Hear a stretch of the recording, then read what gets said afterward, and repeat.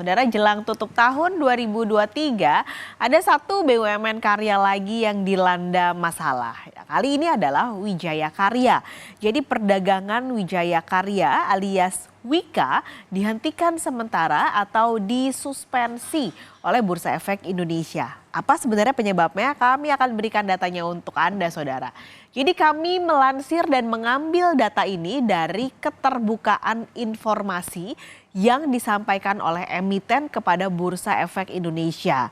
Alasan utama kenapa saham Wika dihentikan perdagangannya oleh Bursa Efek Indonesia adalah karena Wika menunda pembayaran pokok sukuk mudharabah berkelanjutan 1 di tahap 1 tahun 2020 seri A. Harusnya ini pembayaran pokok sukuk ini dibayarkan atau jatuh temponya adalah pada tanggal 18 Desember 2023. Lalu Wika mengeluarkan surat penundaan pembayaran pada tanggal 15 Desember 2023 atau 3 hari sebelum jatuh tempo. Berapa nominalnya yang harusnya dibayarkan oleh Wika kepada para pemegang surat utang Wika adalah sebesar 184 miliar rupiah.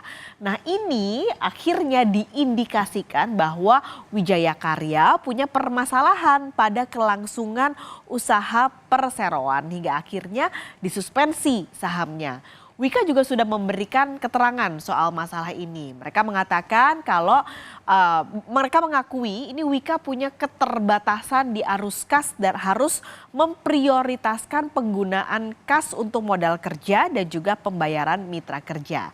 Nah, di saat yang sama Wika juga mengumumkan rencana penambahan modal. Ini juga salah satu skema yang dilakukan untuk restrukturisasi, ada hubungannya juga dengan ini, saudara.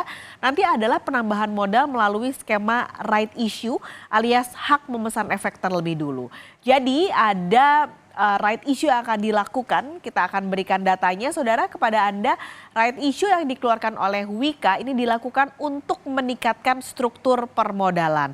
Rencananya Wika akan menerbitkan saham jumlahnya adalah 92,23 miliar lembar saham. Kami revisi saudara, ini adalah jumlah saham 92,23 miliar lembar saham dengan nominal per sahamnya adalah Rp100. Nah, aksi korporasi ini memiliki tujuan utama untuk menyerap penyertaan modal negara yang memang sudah diketok palu di APBN 2024 sebesar 6 triliun rupiah. Usulan right issue ini nantinya akan diumumkan di RUPS luar biasa atau rapat umum pemegang saham luar biasa, dijadwalkannya pada 12 Januari 2024, saudara.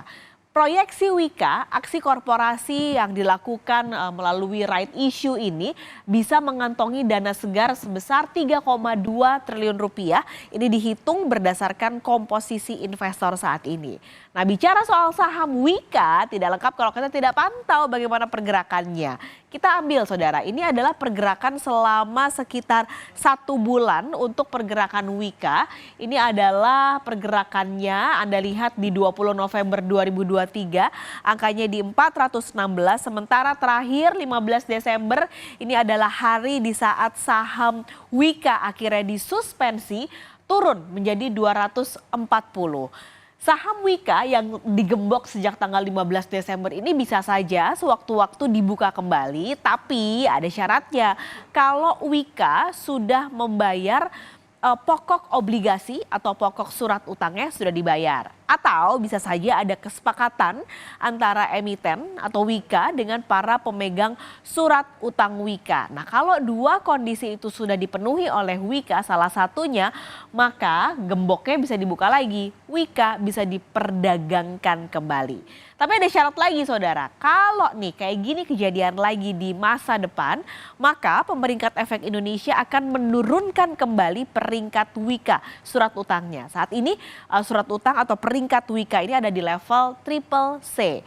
Nah, kalau kita bicara soal pemegang sahamnya saudara, per November 2023 pemerintah ini menguasai saham Wika sebesar 65,04% dan sisanya atau sekitar 34 sekian persen ini dikuasai oleh publik. Menteri BUMN Erick Thohir juga sudah buka suara soal suspensi yang terjadi pada BUMN Karya yaitu Wijaya Karya. Erik bilang upaya bersih-bersih BUMN Karya ini sebenarnya sudah lama sekali dilakukan dan terus dilakukan. Tapi memang diakui bukan hal mudah untuk membuat seluruh BUMN Karya menjadi perusahaan yang sehat. Erik bilang suspensi yang terjadi pada Wika ini adalah bagian dari negosiasi pembayaran untuk restrukturisasi. Tapi Erik memberi pesan kalau nanti tercium potensi korupsi dalam kasus ini, maka dia akan terus mengusut sampai tuntas. Kami akan berikan kepada Anda pernyataan dari Menteri BUMN Erick Thohir. Ini kita sudah ada 3 opsi waktu itu. Ya, satu, istilah BUMN Karya yang sangat sehat, good corporate governance-nya bagus, leadership bagus, nanti akan invest ya di BUMN Karya yang tentu perlu diperbaikin. Itu ingat ya, waktu itu saya udah bilang. Ya, udah ada matriksnya, silahkan tanya. Yang ini ke sini gitu. Termasuk yang PPA juga. Gitu. Nah, lalu ada juga yang istilahnya karena ini ada PMN, ada juga pendanaan dari perbankan, kita tidak mau lagi ke holdingnya, tapi langsung ke projectnya. Waktu itu udah cerita saya. Ya, supaya tadi pembayaran vendor ini nggak muter-muter. Nah, itu vendor ada yang 2016 kan zolim. Masa posisi kita sebagai benteng ekonomi nasional tapi nyulitkan yang UMKM yang kecil-kecil. Makanya kemarin saya bilang kita panggil juga direksi yang lama biar tanggung jawab gitu loh. Hah?